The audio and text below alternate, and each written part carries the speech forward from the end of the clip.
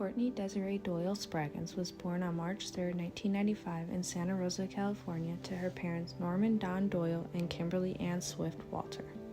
Courtney was a veterinary assistant and a certified nursing assistant. Courtney loved her children and her best friend Haley. Courtney also loved dancing, photography, baking, and her dad's cooking.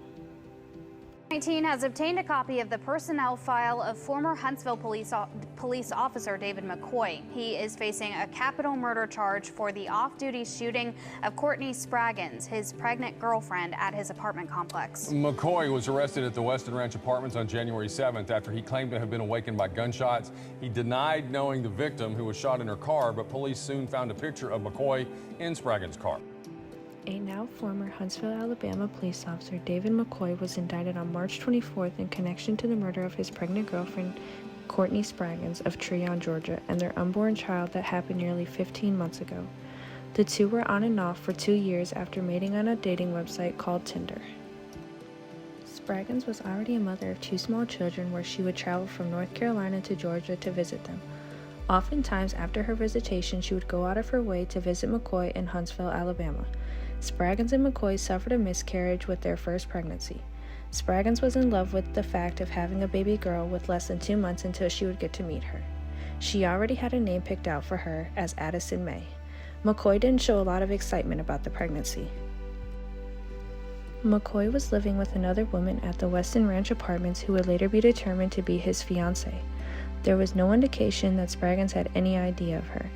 It would be December 14, 2021, and Spraggins would quit her job at North Carolina Animal Clinic. And on December 17, Spraggins would head to Huntsville, Alabama to be with McCoy. When she would arrive at the apartment complex, McCoy would tell her, "I need more time." After that, Spraggins would then head back to Maryland to stay with her parents. Spraggins would text McCoy and ask what she should do, and McCoy responded, "A bullet in the head sounds good to me." It would then be a few weeks later that McCoy would tell Spraggins to return to Huntsville, Alabama. On January 7, 2022, Spraggins would arrive at Weston Ranch Apartments at 8:04 a.m. Spraggins and McCoy would then go on a drive and return back to the apartment complex a short while later around 9:40 a.m. And that's when McCoy would shoot Spraggins in the head with a small caliber handgun that was not his duty weapon. After the shooting, McCoy would then run upstairs to his apartment, where he would then change his clothes and put them in a closet along with Spraggins' phone. McCoy would then call the non-emergency number to see if there has been any reportings of gunfire from what sounded like a small caliber weapon.